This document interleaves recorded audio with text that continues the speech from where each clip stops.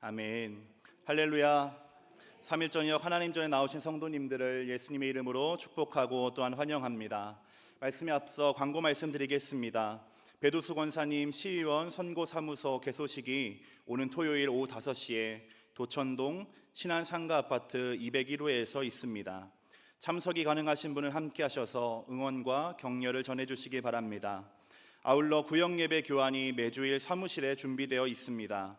강사님들은 참고하시기 바라며 이번 주 교환을 받지 못한 강사님께서는 사무실에서 꼭 찾아가시기 바랍니다. 이제 남겨두신 이유라는 제목으로 함께 말씀을 나누도록 하겠습니다. 이 시간 함께 읽은 본문인 사사기 3장 1절에서 6절의 말씀은 사사기 전체의 서론에 해당하는 부분입니다. 정확히는 2장 11절부터가 사사기의 서론이라고 할 수 있습니다. 이 서론이라고 하는 것은 글이나 이야기의 시작이 되는 부분으로 앞으로 이어질 내용을 요약하거나 그에 대한 실마리를 제공하는 역할을 해주는 부분입니다. 그렇기에 사사기의 서론격인 오늘 본문도 동일하게 사사기의 역사가 어떠한 내용과 교훈을 전달할지를 간략하게 설명하고 있습니다.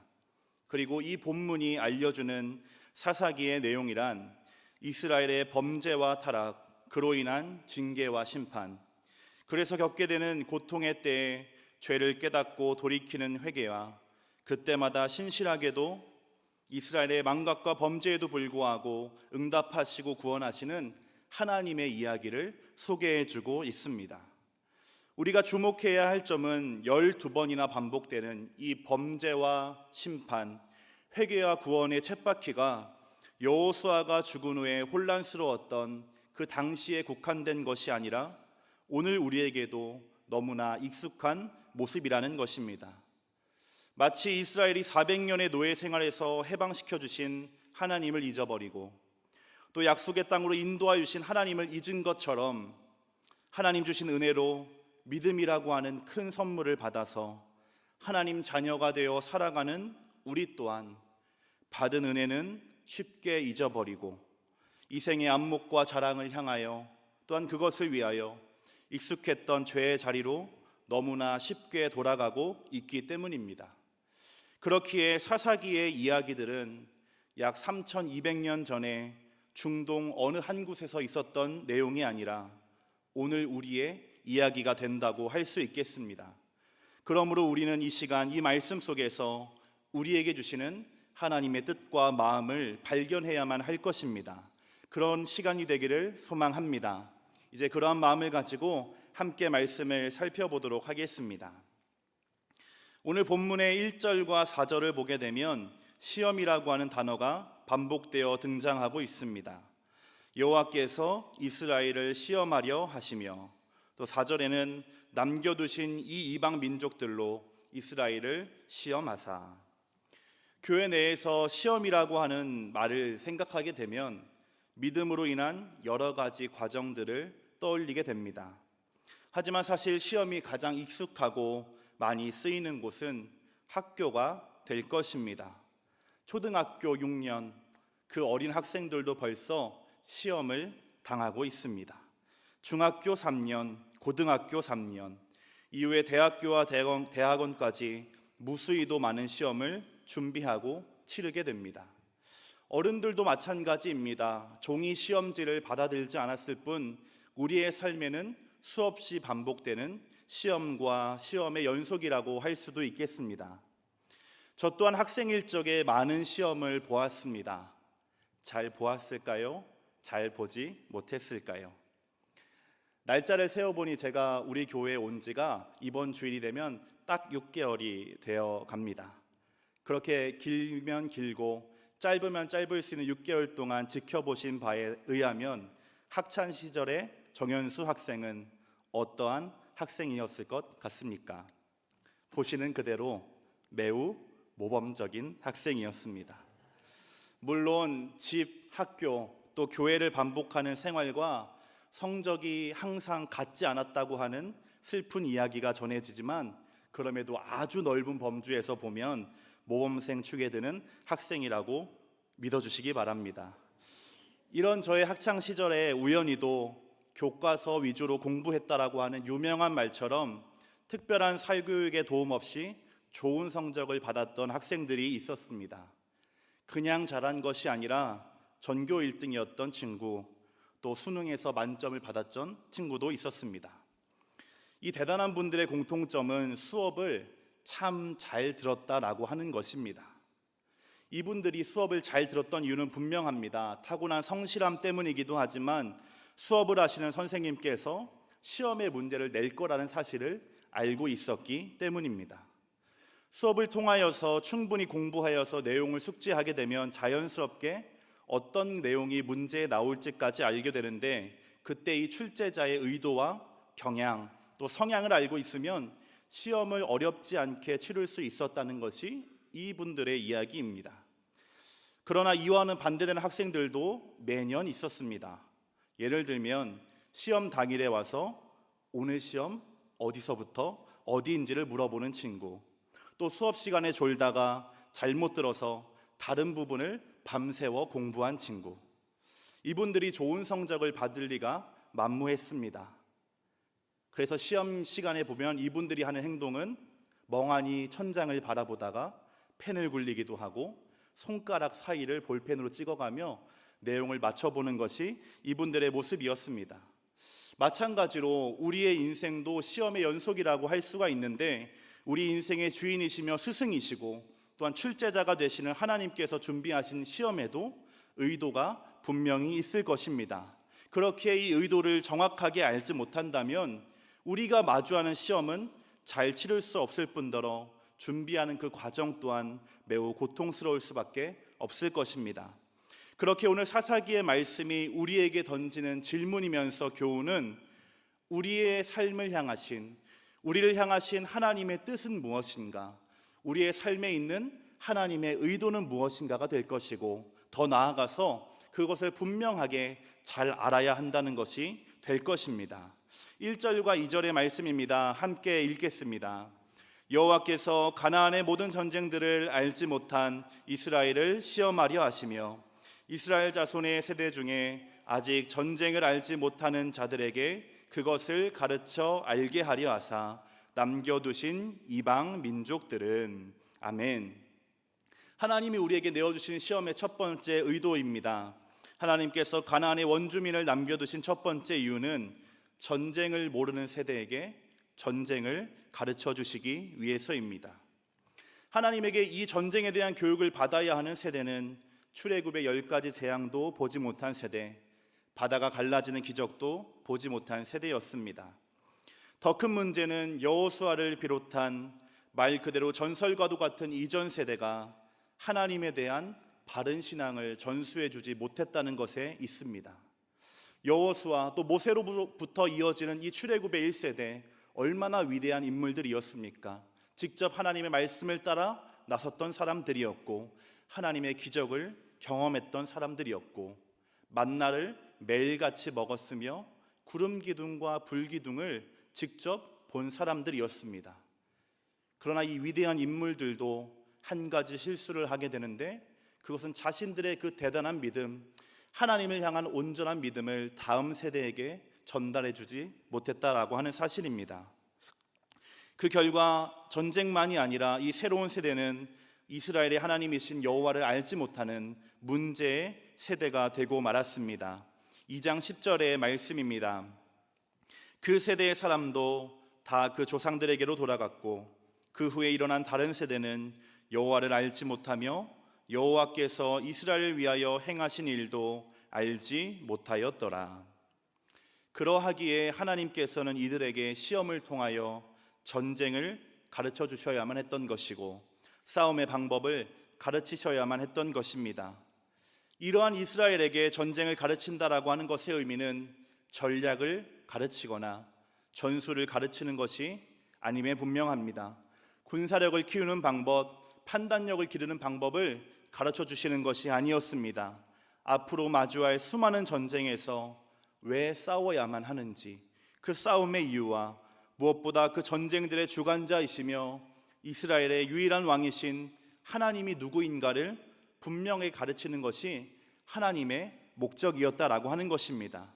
이것이 하나님께서 가나안의 원주민들을 여전히 남겨두셨던 이유, 그들과 함께 살도록 하신 첫 번째 이유입니다.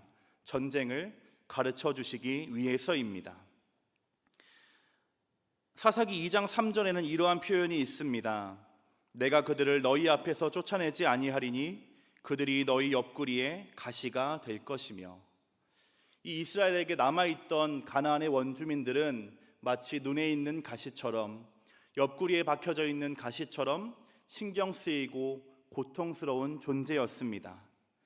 하나님께서 이러한 이들을 남겨두신 이유는 이들로 하여금 이스라엘이 하나님의 명령에 순종하는지, 하나님의 백성답게 살아가는지를 시험하기 위해서였습니다. 본문 3절과 4절의 말씀입니다. 함께 읽겠습니다. 블레셋의 5 군주들과 모든 가나안 족속과 시돈 족속과 바알 헤르몬 산에서부터 하맛 입구까지 레바논 산에 거주하는 히위 족속이라, 남겨두신 이 이방 민족들로 이스라엘을 시험하사 여호와께서 모세를 통하여 그들의 조상들에게 이르신 명령들을 순종하는지 알고자 하셨더라. 아멘.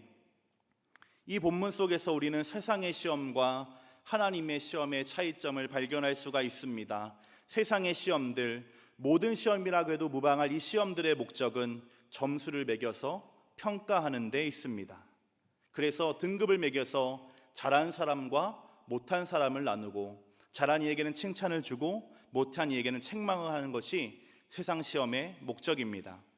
그러나 하나님의 시험은 평가가 아니라 진정한 하나님의 백성이 되게 하는 것에 그 목적이 있습니다. 하나님의 시험의 목적은 평가에 있는 것이 아니라 진정한 하나님 백성이 되게 하는데 목적이 있다고 하는 것입니다. 그렇기에 하나님께서는 12번 반복되는 사사기의 그 쳇바퀴 속에서도 마치 건망증에 걸리신 것처럼 이스라엘의 죄는 기억하지 못하시고 그들의 회개만 기억하시고 사사를 통하여 구원해 주셨던 것입니다.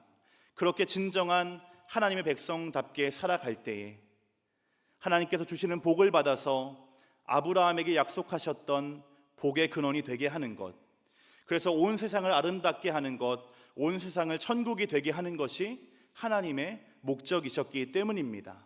하나님께서 이 블레셋의 민족들, 또 가나안의 수많은 민족들을 남겨두신 두 번째 의도가 바로 여기에 있습니다.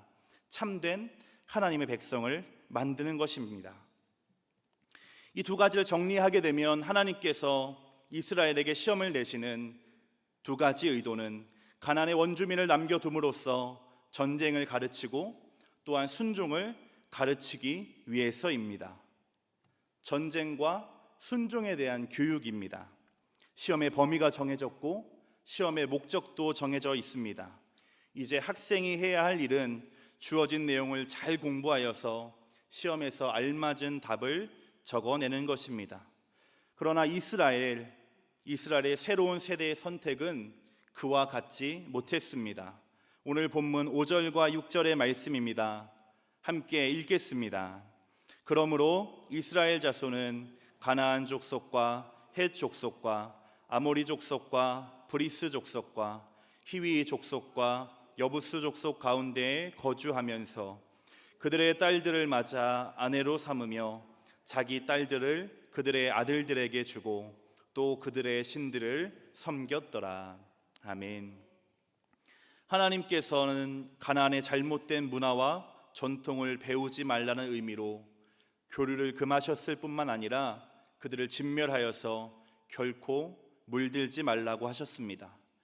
그러나 이스라엘의 선택은 오히려 자신들의 딸을 그들의 아내로 내어주고 또한 그들의 딸들을 자신들의 아들의 아내로 삼을 뿐만 아니라 하나님께서 가증히 여기시는 우상 숭배, 그들의 신들을 섬기는 선택을 하게 됩니다.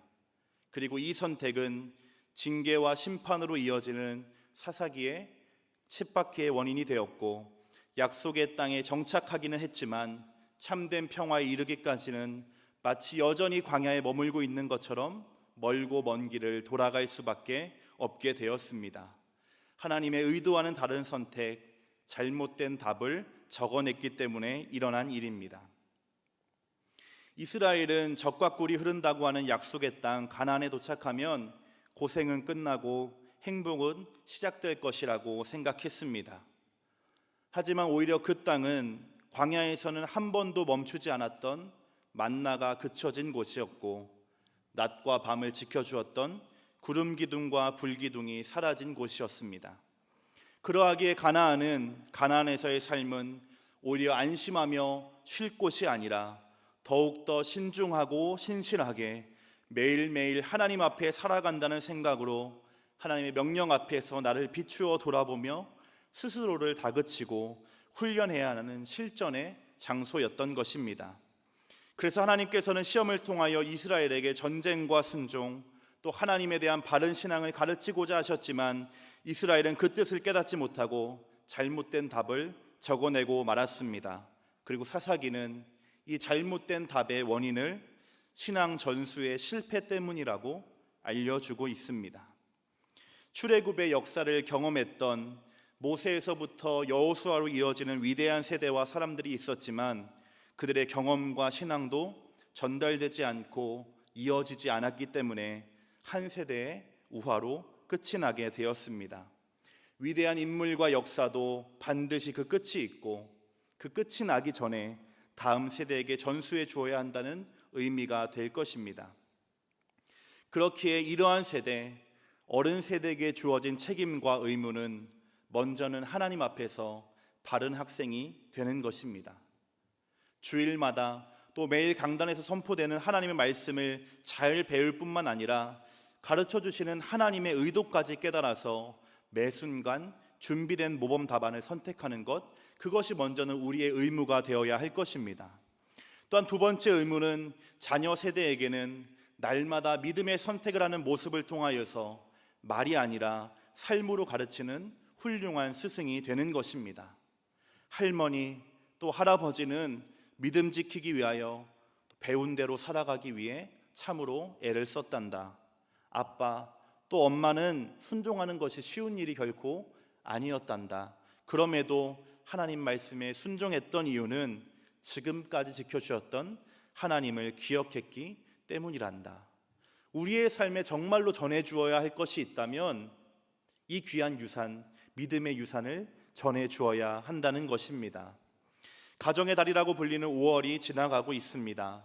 지난 2주에는 말씀을 통하여 하나님 앞에서 어린이와 같은 순전한 마음과 또 애가 타는 하나님 아버지의 사랑에 대하여 배웠다면, 하나님 앞에서 올바른 학생으로 살아가는 것과 또 누군가에게 훌륭한 스승으로 살아가는 삶에 대하여 생각해 볼 시간이 되었습니다. 부자도 망하면 3년 간다는 말이 있는데 위대한 신앙의 선배들 3대를 이어간다는 것이 참 어려운 일이 되어 버렸습니다.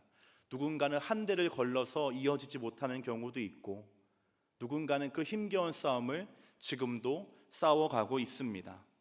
살아가는 성도 여러분, 자녀와 손들에게 무엇을 가르쳐 주시고 또 전해 주시겠습니까? 여러분 삶에서 살아서 역사하셨던 하나님, 실수가 없으시고 실망시키신 적이 없으셨던 신실하신 나의 하나님, 때로는 죄의 길로 하나님 품을 떠났을 때에도 그럼에도 불구하고 용서하시고 구원하셨던 하나님의 사랑을 전해주시기를 바랍니다. 그리하여서 하나님이 주신 믿음뿐만 아니라 하나님의 백성이라고 하는 이 영광스럽고 복된 이름이 여러분의 가정의 이름이 되기를 간절하게 소망합니다.